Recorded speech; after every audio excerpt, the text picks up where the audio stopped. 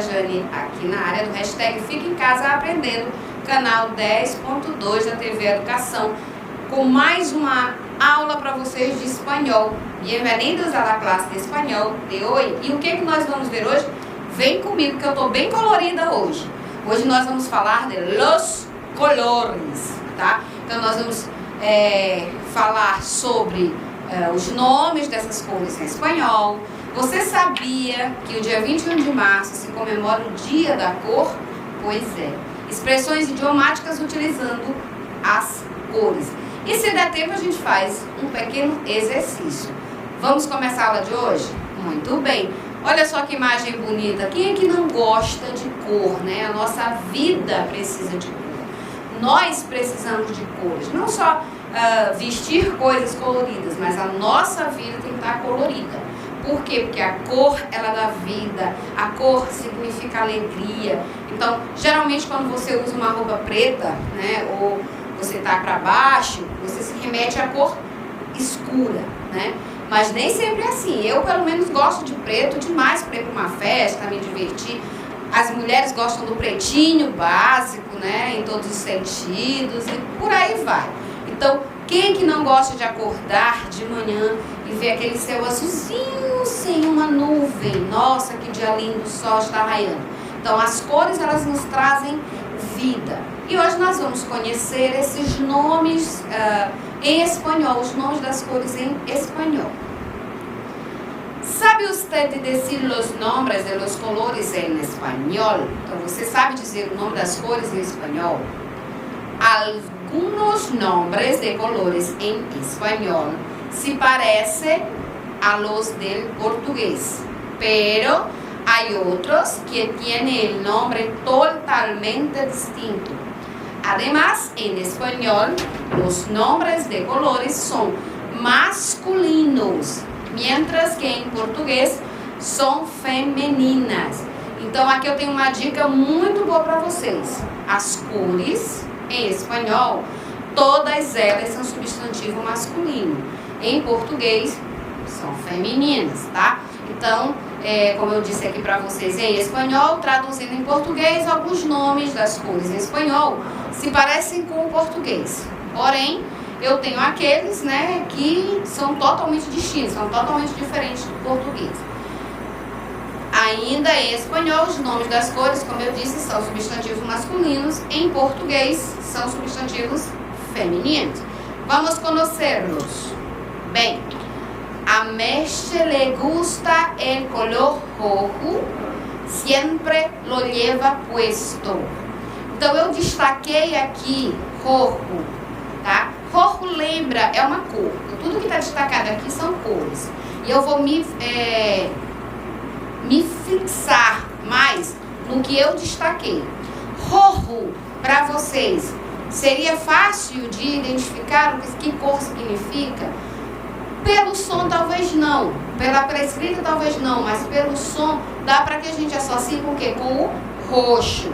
Muito bem. Se disse que o color rosa é o color de las chicas e o color azul é de los chicos. Vocês concordam? Vocês sabem o que eu quis dizer aqui, né?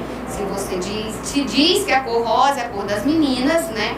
E a cor azul, a cor dos meninos, dos chicos e las chicas, que eu sempre falo aqui no início do vídeo. Vocês concordam? Hoje em dia a gente pode delimitar? Não, tá? Hoje em dia a gente não pode delimitar. Rosa, todo mundo pode usar rosa, azul, todo mundo pode usar azul. Na verdade, isso é uma construção histórica bem antiga, já desfeita, né? As cores, elas podem ser utilizadas indistintivamente. Mas vocês observam que rosa, da mesma forma que se escreve em português, é escrito em espanhol, e azul também. O que diferencia é apenas a pronúncia. Rosa, porque o R é vibrante, e azul, porque o L, ele é puxadinho, tá? El color morado es el color usado para adornar la iglesia en el tiempo cuaresmal. Tá, morado. Morado é totalmente diferente de tudo. Vocês não conseguem assimilar. Mas no período da quaresma, que é o período que nós estamos na Igreja Católica, é uma cor que se utiliza muito, tá certo? Vamos passar adiante. E agora nós vamos conhecer, lembra lá do morado, tá? Agora nós vamos conhecer cor a cor. Blanco, que é o branco. Beige, beige, bege. Amarillo, amarillo. Lembrando que 2 L's tem o som do nosso dígrafo LH, tá? Naranja, naranja. Rosa, rosa, como eu falei ainda há pouco. Azul claro, para identificar, vocês sabem que cada color, né, cada cor, ela tem suas nuances. Então, azul claro, azul oscuro, mas ainda assim de fácil tradução. Rojo, que é o vermelho, tá? Rojo, que é o vermelho. Violeta, violeta, que é o nosso violeta. Morado, tá? Roxo. E eu já peço desculpa para vocês que eu fiz uma confusão no slide anterior, porque eu confundi o rojo. Só para vocês terem uma ideia de como a gente confunde, tá? Então, morado é o roxo, que é a cor da quaresma, tá? Nas igrejas católicas. Marrom, marrom. Negro, que é o preto, tá? Outra cor, gris. Ana Carolina tem uma música que fala da cor gris, né? Cinza. Lila, que é lilás, lilás, que é lila. Dourado, que é dourado em português. Verde claro, verde claro, da mesma forma que se escreve em português. Vocês estão observando que eu tenho um hífen, tá? Para verde claro e para verde escuro. Em espanhol, vocês sabem, nós já vimos em outras aulas, que eu não tenho esses sinais gráficos. Eu tenho 2 sinais gráficos apenas, tá? Que é o acento agudo, para nós, que chama tilde, tá? E o trema, tá? Que fica em cima, que nós não temos mais na língua portuguesa, mas que fica em cima da letra N. É um sinal gráfico da letra que ela já, quando é utilizada, ela já é utilizada com esses 2 pontinhos em cima. Fora isso, eu tenho a exclamação e a interrogação, tá?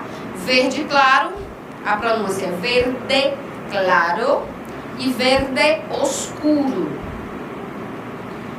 Muito bem, você sabia, né? Você sabia que no dia 21 de março se comemora o Dia do Color? Pois é, você sabia que no dia 21 de março se comemora o Dia da Cor? A comemoração desse dia foi proposta em el año de 2008 por la Asociación Portuguesa del Color.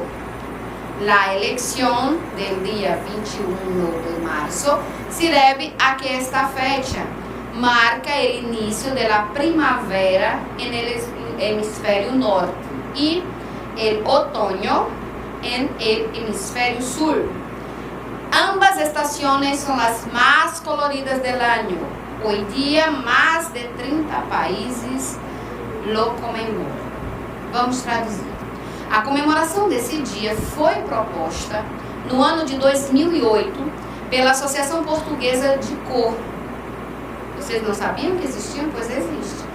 A eleição desse dia 21 de março se deve a que essa festa marca o início da primavera, lá no hemisfério norte, e o outono no hemisfério sul. Primavera e outono são 2 estações muito coloridas, né? Floridas, a primavera com muitas flores, o outono é quando essas flores estão caindo, e são as frutas que são coloridas, e é uma riqueza de cor. Então, por isso foi delimitado essa data. Ambas essas estações são as mais coloridas do ano, como a gente falou agora há pouco, e hoje em dia mais de 30 países comemoram. No Brasil, não temos notícia dessa data sendo comemorada, tá? Los colores, as cores em espanhol, são uma parte muito importante do vocabulário desta língua. Você já ouviu expressões como dar um branco? E na hora da prova, né? Quem fez Enem agora deu um branco. Fechar o mês no vermelho. Vocês já ouviram essa expressão?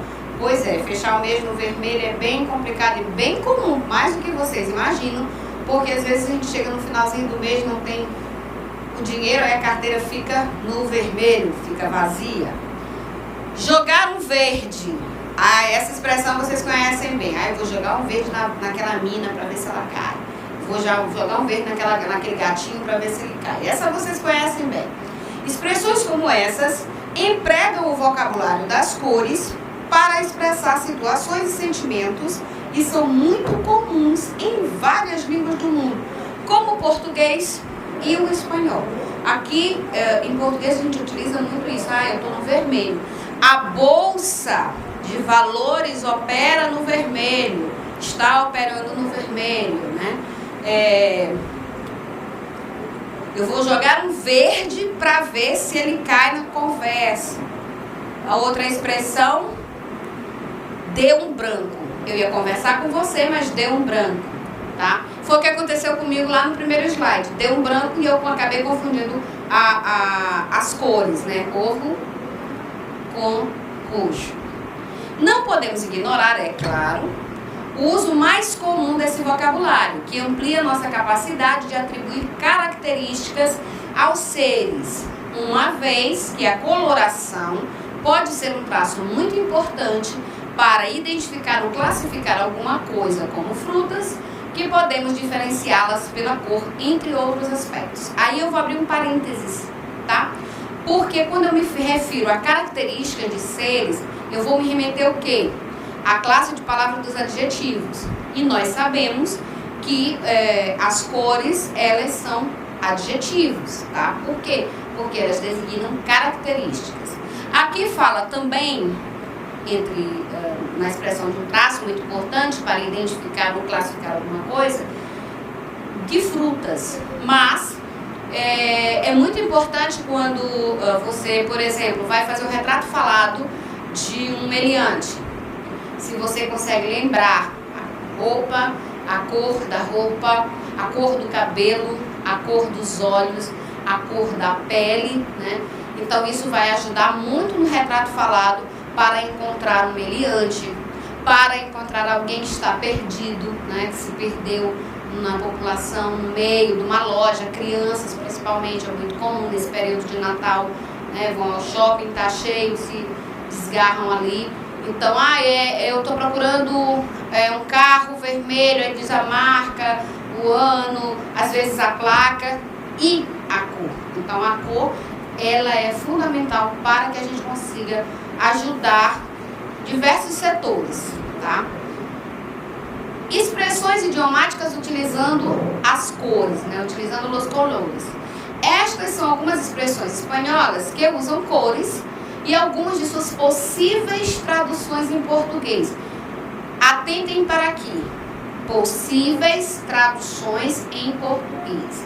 Eu sempre estou falando aqui para vocês a respeito das traduções. Nada a gente traduz ao pé da letra.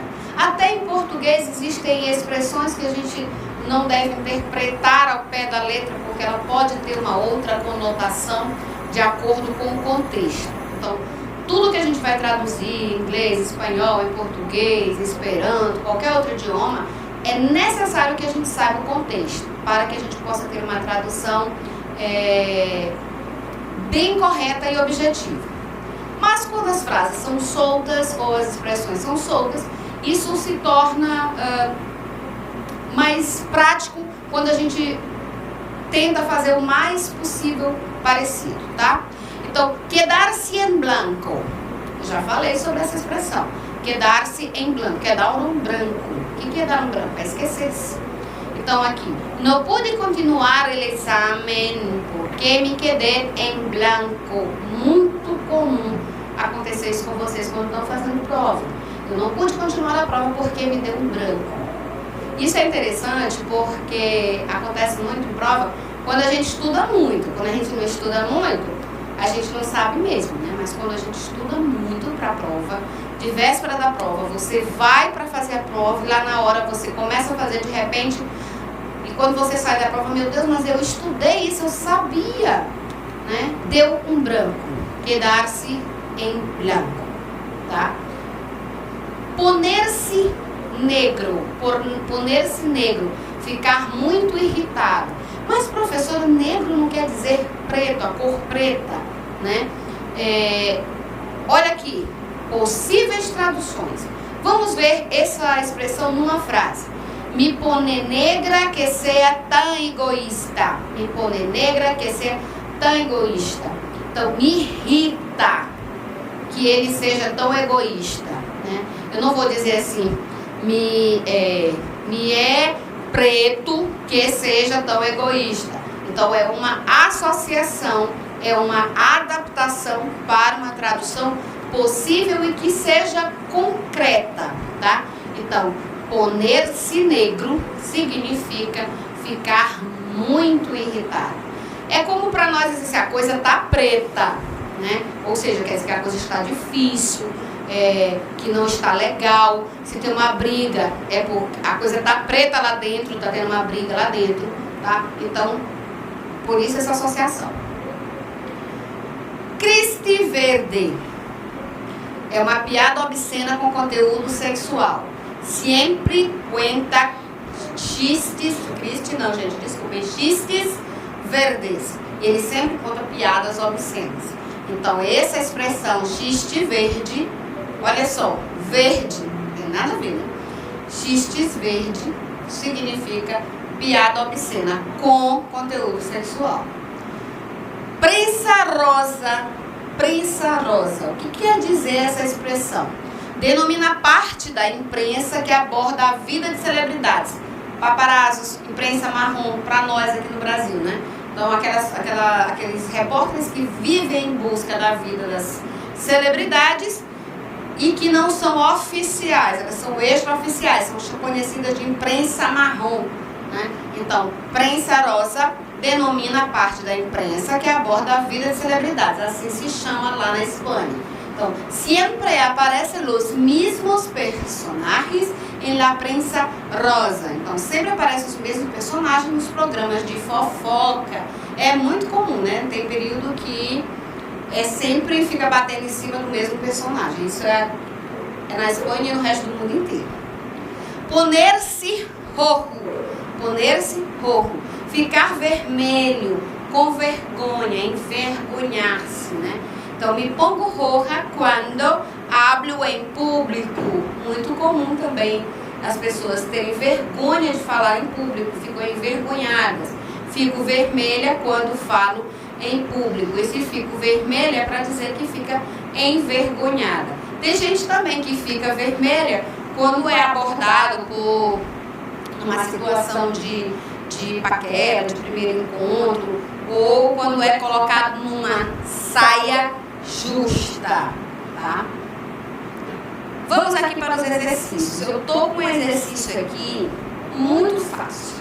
As cores usadas como distintivos de um país dá-se o nome em espanhol de colores nacionais, tá? Então, as cores da bandeira do Brasil, como é que chama lá na Espanha? Colores nacionales del Brasil, colores nacionales de Venezuela, colores nacionales de Perú, colores nacionales de Argentina, tá?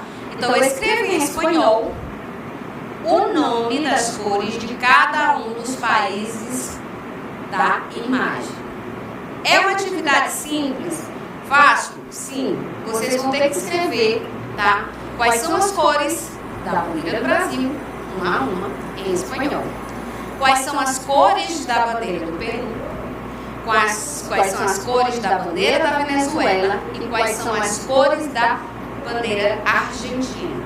E enquanto vocês escrevem, que eu sei que vocês são rápidos no gatilho e já devem estar com tudo aí na cabeça, só escrevendo, nós vamos conferir se vocês escreveram correto, tá? Então, as cores do Brasil: verde, amarillo, azul e branco.